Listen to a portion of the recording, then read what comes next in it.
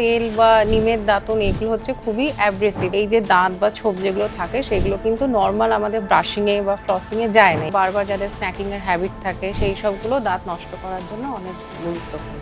এই যে জায়গাগুলো ময়লা এবং পাথর দিয়ে ঢাকা থাকতো স্কেলিং করার জন্য সেই জায়গাগুলো মানে ফাঁক হয়ে যায়। দাঁত তোলার সাথে দৃষ্টিশক্তি কমে যাওয়ার কোনো সম্পর্ক নেই। মাউথওয়াশ কখনো ব্রাশের বিকল্প বা অল্টারনেটিভ নয়। মুখে দুর্গন্ধ তোমার দাঁত এবং মাড়ির সমস্যা থেকে হতে পারে। দাঁত কিন্তু আমাদের শরীরের একটা খুব গুরুত্বপূর্ণ অংশ।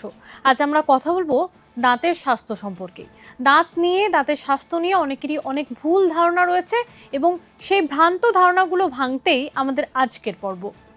নমস্কার, আমি মৌপ্রিয়া এবং আমাদের সঙ্গে এই মুহূর্তে রয়েছেন গৌরীদেবী হসপিটালসের ডেন্টাল ডিপার্টমেন্ট থেকে ডক্টর এশা চট্টোপাধ্যায়।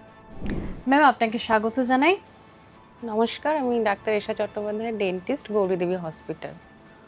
দাঁতের ক্ষেত্রে যেগুলো মিথ আছে, যেগুলো ফ্যাক্ট আছে, সেগুলো নিয়েই আমরা আজ কথা বলবো। তাই প্রথমেই ম্যাম জানতে চাইবো যে অনেকে বলেন দাঁত একবার ব্রাশ করলেই যথেষ্ট, এটা মিথ নাকি ফ্যাক্ট? এটা মিথ একদমই, কারণ সুস্থ দাঁত এবং মাড়ির জন্য নিয়মিত দুবার ফ্লোরাইডযুক্ত টুথপেস্ট দিয়ে দাঁত ব্রাশ করা উচিত, সকালে একবার এবং রাতে ঘুমানোর আগে আর একবার। দাঁতে ব্যথা না করলে ডেন্টিস্টের কাছে না গেলেও চলবে? এটা একদমই মিথ, কারণ বেশিরভাগ যে দাঁতের সমস্যাগুলো আমাদের থাকে সেখানে প্রথমের দিকে অনেক সময় ব্যথা হয় না। তো সেক্ষেত্রে পেশেন্টরা যখন আমাদের কাছে আসে অনেক সময় অনেকটা দেরি করে ফেলেন। তো যখনই দাঁতে কিছু কালো স্পট বা ক্যাভিটি বা খাবার আটকাচ্ছেন দেখছেন, তখনই সেই মুহূর্তেই আমার মনে হয় ডেন্টিস্টের কাছে আসা উচিত। ব্যথা না থাকলেও নিয়মিত বছরে একবার বা দুবার অবশ্যই ডেন্টিস্টের কাছে গিয়ে চেক আপ করানো দরকার। শুধু বেশি মিষ্টি খেলে কি দাঁত নষ্ট হয় নাকি আরও কোনো কারণ রয়েছে? শুধু মিষ্টি নেই, মিষ্টি তো অবশ্যই দাঁতের জন্য ক্ষতিকারক। এছাড়াও তোমার হচ্ছে যে যদি পুয়ার ওরাল হাইজিন থাকে, নিয়মিত ব্রাশ না করে, তারপরে হচ্ছে স্মোকিং এবং বেশি কোল্ড ড্রিঙ্কস বা অ্যাসিডিক খাবার খাওয়া, এবং হচ্ছে যে ঠিকঠাক ব্রাশ না করা, এইসব কারণগুলো জন্য স্ন্যাক্স করা, বারবার যাদের স্ন্যাকিংয়ের হ্যাবিট থাকে সেই সবগুলো দাঁত নষ্ট করার জন্য অনেক গুরুত্বপূর্ণ। অনেকে বলেন দাঁতে স্কেলিং করলে দাঁত পাতলা হয়ে যায়, এটা মিথ নাকি ফ্যাক্ট? এটা একদমই মিথ। স্কেলিং হচ্ছে দাঁতের জন্য উপকারী, বরং দাঁতের ওপরে যে আমাদের প্লাক এবং পাথরের যে লেয়ারগুলো থাকে সেগুলোকে স্কেলিং সরাতে সাহায্য করে। আগে যে জায়গাগুলো ময়লা এবং পাথর দিয়ে ঢাকা থাকতো স্কেলিং করার জন্য সেই জায়গাগুলো মানে ফাঁক হয়ে যায়, সেই জন্য মনে হয় দাঁত ফাঁকা হয়ে গেছে, কিন্তু মানে দাঁতের এক্ষেত্রে কোনো সমস্যা হয় না। এটা একদমই মিথ, স্কেলিং করানো উচিত এবং স্কেলিং দাঁত এবং মাড়ির হেলথের জন্য খুবই ভালো। অনেকে বলেন বাচ্চার মা বাবারা যে দুধের দাঁত তো একসময় পড়েই যাবে, তাহলে ওগুলোর বিশেষ যত্ন না নিলেও চলবে? না, এটাও একদমই মিথ, কারণ দুধের দাঁত হচ্ছে একটা শিশুর খাওয়া এবং হচ্ছে সেই জায়গায় যে পার্মানেন্ট আমাদের দাঁত আসে তাদের সঠিক অবস্থানকে মেনটেন করা এবং হচ্ছে তার কথাবার্তা স্পিচের জন্য খুবই গুরুত্বপূর্ণ ভূমিকা পালন করে। দাঁত তুললে নাকি চোখের ক্ষতি হয়? এটাও একদমই মিথ। দাঁত এবং চোখের স্নায়ুতন্ত্র আলাদা। বৈজ্ঞানিকভাবে দাঁত তোলার সাথে দৃষ্টিশক্তি কমে যাওয়ার কোনো সম্পর্ক নেই। মাউথ ওয়াশ ব্যবহার করলে অনেকে বলেন যে ব্রাশ করার দরকার নেই। না, এটা একদমই মানে মিথ। মাউথওয়াশ তোমার হচ্ছে একটা মানে সহায়ক উপায়। মাউথওয়াশ কখনো ব্রাশের বিকল্প বা অল্টারনেটিভ নয়। তোমার যদি দাঁত এবং মাড়ি ভালো রাখতে হয় তাহলে ব্রাশিং এবং ফ্লসিং হচ্ছে অপরিহার্য। মাউথওয়াশ যেটা হয়, মাউথওয়াশ এক্সট্রা তোমাকে একটা প্রোটেকশন দেয়। কিন্তু শুধু যদি কেউ ভাবেন যে আমি ব্রাশ করলাম না, শুধু মাউথওয়াশ করে নিলাম, মাউথওয়াশ থেকেও তো আমি সেমি এফেক্ট পেয়ে যাবো, সেটা কখনোই সম্ভব হয় না। কারণ যে খাদ্যকণা যেগুলো জমে থাকে সেগুলো ব্রাশ যতক্ষণ না করবো, ফ্লস না করবো, সেগুলো ঠিক করে শুধু মাউথওয়াশের মাধ্যমে আমাদের দাঁত থেকে বেরোয় না, এবং সেক্ষেত্রে পরবর্তীকালে ক্যাভিটি বা দাঁত এবং মাড়ির সমস্যা হওয়ারও অনেক কারণ থাকতে পারে। তাহলে মাউথ ওয়াশ মানুষ কখন করবে, ব্রাশ করার পর নাকি আগে? মাউথওয়াশ আইডিয়ালি তোমার ব্রাশ করার পরেই বলা হয়, 15 থেকে 30 মিনিট গ্যাপ দেওয়া দরকার, কারণ ব্রাশ মাউথওয়াশ একসাথে করলে কোনোটারই এফেক্টটা ঠিকঠাক মতো হয় না। তো সকালে একবার এবং রাতে একবার যেরকম ব্রাশ করা হয়, ব্রাশ করার আধ ঘন্টা পরে মাউথওয়াশ ব্যবহার করা উচিত।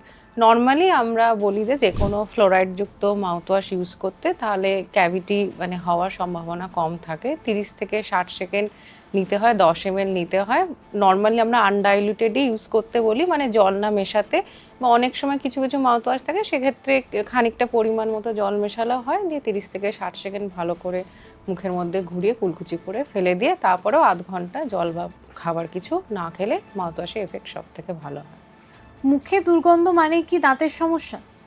না, মুখে দুর্গন্ধ তোমার দাঁত এবং মাড়ির সমস্যা থেকে হতে পারে, কিন্তু অনেক সময় অনেক পেশেন্টদের সাইনোসাইটিসের প্রবলেম থাকে, সাইনাসের প্রবলেম যেটা বলে, বা কারো টনসিলের প্রবলেম থাকে, টনসিল ফুলে যাওয়া বেড়ে যাওয়া, সেক্ষেত্রে মুখে গন্ধ হতে পারে। এছাড়া অনেক মুখ যদি শুকিয়ে যায়, অনেকে ড্রাই মাউথ অনেকে থাকে বিভিন্ন ওষুধের সাইড এফেক্টের জন্য, বা যে মানে ন্যাচারালি অনেকের মুখ একটু শুকনোই থাকে, সেক্ষেত্রেও মুখে দুর্গন্ধ হতে পারে।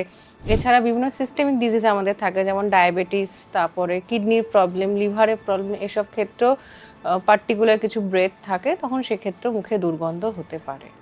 বাচ্চাদের দাঁত ছোটবেলায় বাঁকা হলে নাকি বড় হওয়ার পর নিজে নিজেই ঠিক হয়ে যায়, এটা কি মিথ?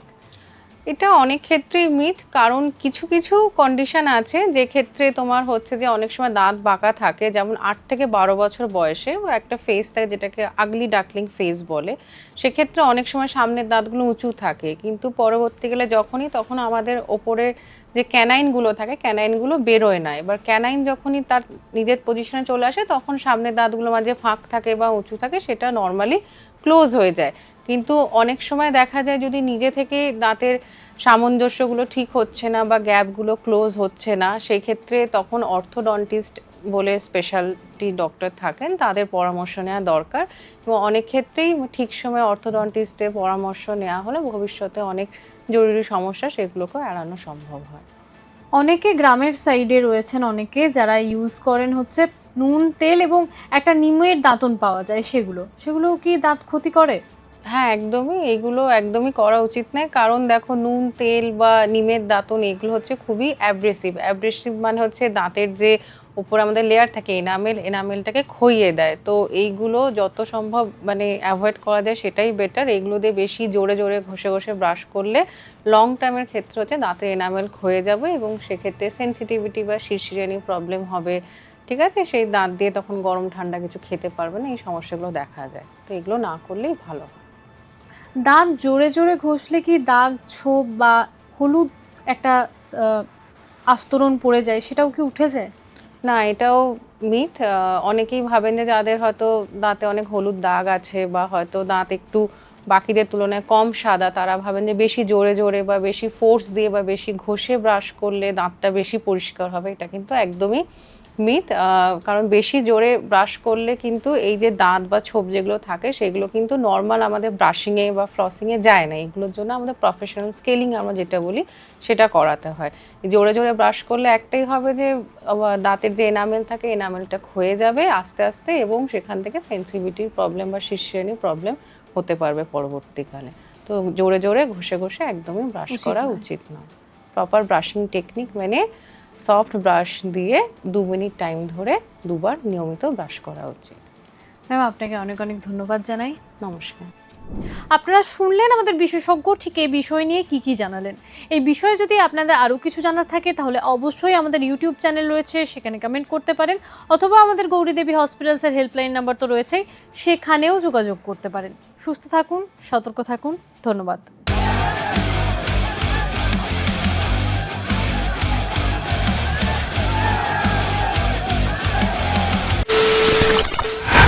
খবরের নামে প্রতিদিন সন্ধে আপনার ড্রয়িং রুমে কি শুধুই চিৎকার চেঁচামেচি হয়ে আসে?